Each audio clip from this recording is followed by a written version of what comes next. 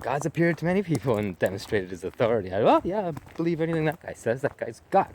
I'll listen to anything he says. But some man, is he demonstrating that he's a God of gods? Or just a, regular God, made in the image of God? Which one will it be? Well, I'm a man.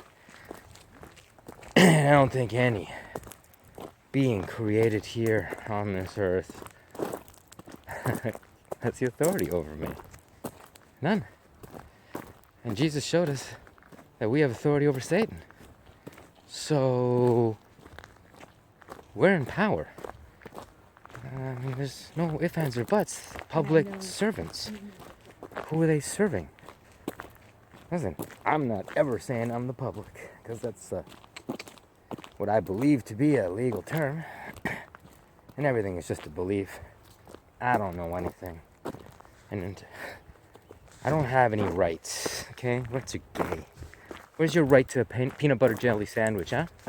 Where's your rights to wear pants?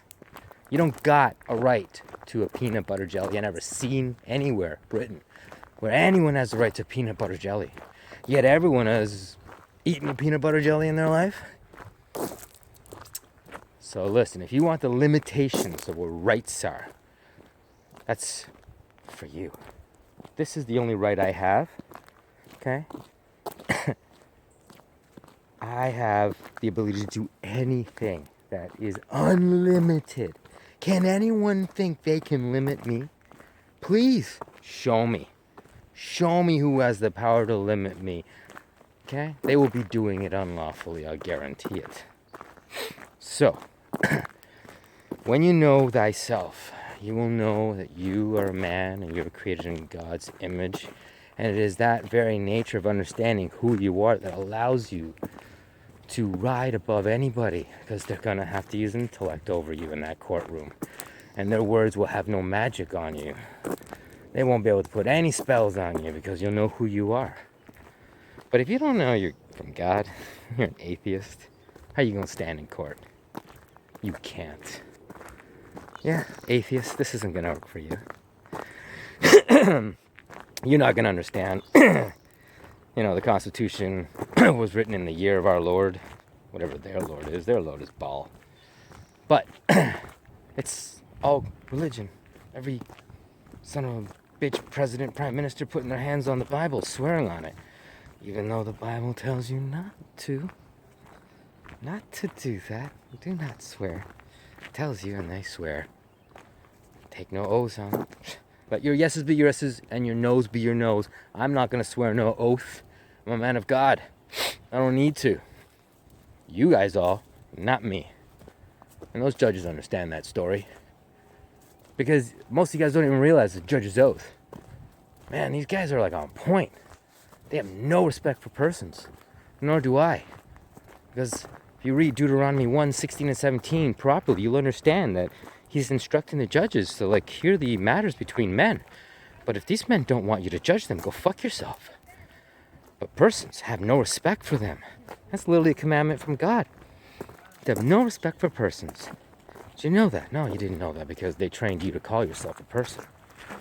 Hence now you have held on to the idea that you're a legal person.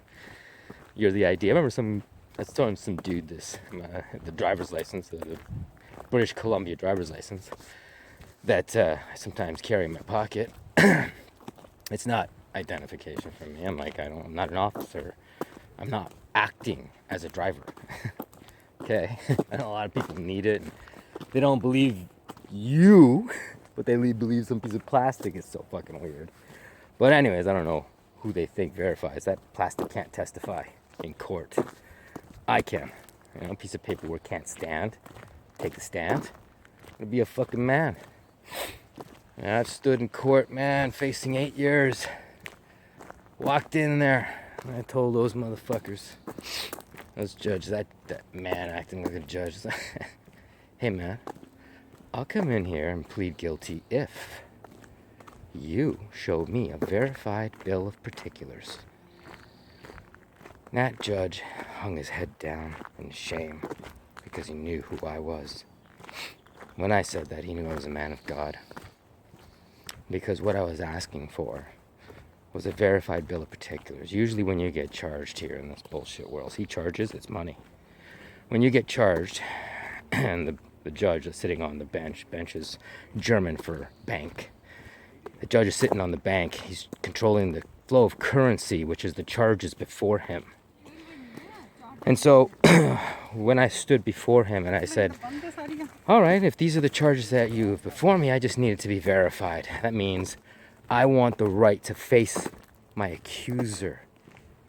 That's what I was asking for when I said, I would love a verified bill of particulars. They don't have one. They can't give you one. And so they will not be able to proceed to trial. They won't gain the jurisdiction they need. A little game. You ask for clarification. They can't move. They need jurisdiction.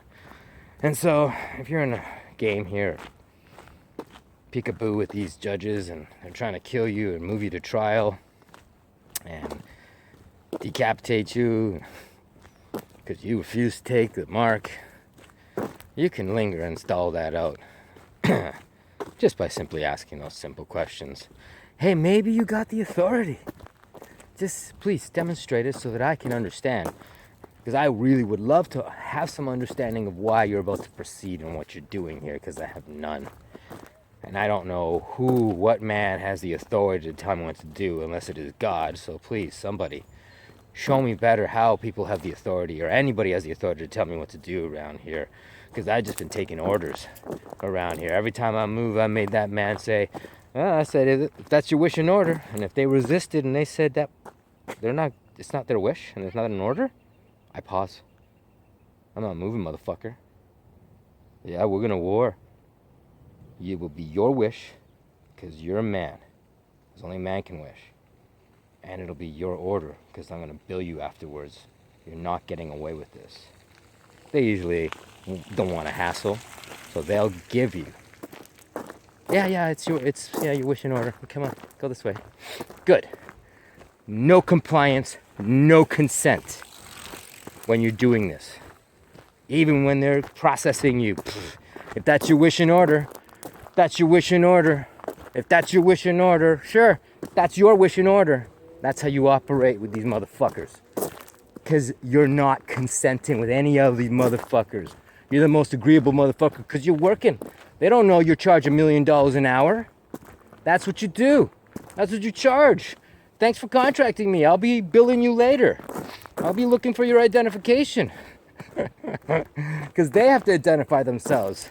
Section 32 of their constitution that they seem to understand, I believe, clearly says to me, but what do I know because I don't got a bar card, but Section 32 of the Canadian Constitution says it doesn't apply to me. So why don't you just ask the question instead of pointing to Section 32 like you know something? Be like, Canadian Constitution? I have my own Constitution. Why would I need the Canadian Constitution? Please, tell me. Why would I need the Canadian Constitution? I got my own. Right? Like I told you guys. Constituted lungs, liver, all kinds of jazz. I don't need your Constitution. I don't need an address. I live in my body. Right? So. That's getting prepared. Hopefully getting your mind ready for what you're facing. And what stalls a man is you or a woman who acting like a judge. They're all actors, okay? Just fucking wearing costumes like it's fucking Halloween. It's like, I don't believe it. I don't buy any of that shit. They're just fucking men and women running around like idiots. So, what's the point of all this? Well, the point's simple. Turn it around. Mentally, know who you are. The only defense you have in court is being a child of God. That's all I'm giving you. Okay? Other than that, you're a legal person. And they got you. You're a citizen? Yeah. That's their right to do whatever they want to in their world. It's their made-up rule. Their owners. If you say you belong to their rule and their dominion, by all means. I don't. Man, even in prison, man, They were sitting there. Everyone gets called Mr. whatever, Mr. And I said, listen, man, you call me Mr. Mitchell, I will drag you into court with me. And you will testify to something I don't testify to. Okay? You call me, I answer to Robin. I'm not Robin, I answer to it. I'm a man, first and foremost. Robin's a name I use. Okay? I'm not. How's a man a name? Okay? I'm a man. I use a name. It's a freaking tool. I'm not a tool.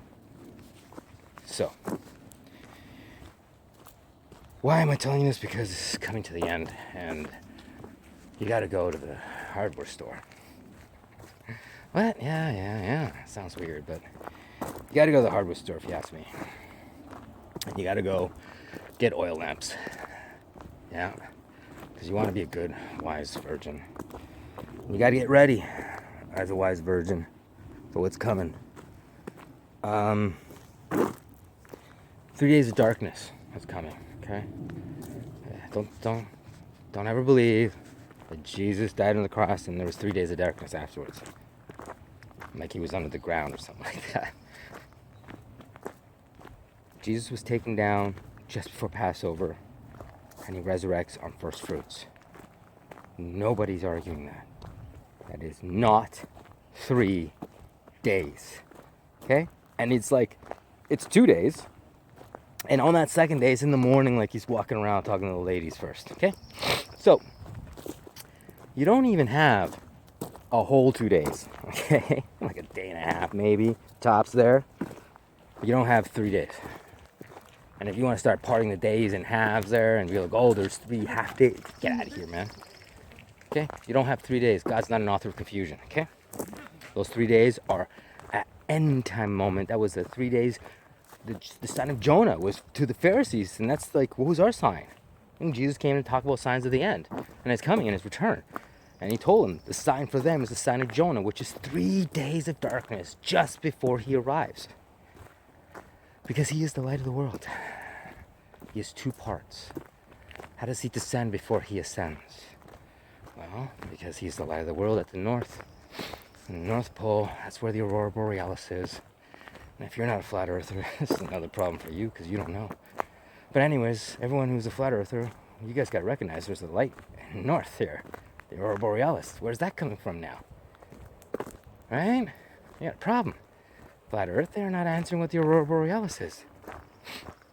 That's clearly this green emerald rainbow in the north. And what do they say? Jesus has a rainbow on the throne up in heaven. So the body has a rainbow. And I tell you, so does the light. And that light is in the North Pole. And that's the light of the world. The sun and the moon were created on day 4. The light was created on day 1. And that light shoots up because it's the sun and the moon that divide the light. That's why it's sunlight, moonlight. When I switch on my light switch at home, I'm not switching on the sun. I'm switching on light. Light is the ether. Light is everywhere. That's why Jesus said that. But it is emanating from the north. And that is where it starts. And that is why there will be 3 days of darkness. Utter, pure darkness like no one has ever seen before. The light of the stars won't even shine. It will look like they fell. Because they came from the North Pole, that emanating source. And so that source that goes down is the light of the world, which is Jesus' 2 parts. That's what people don't know, and that's when the mystery's complete, when the 2 come together. When the light of the world goes down and picks up the dead in Christ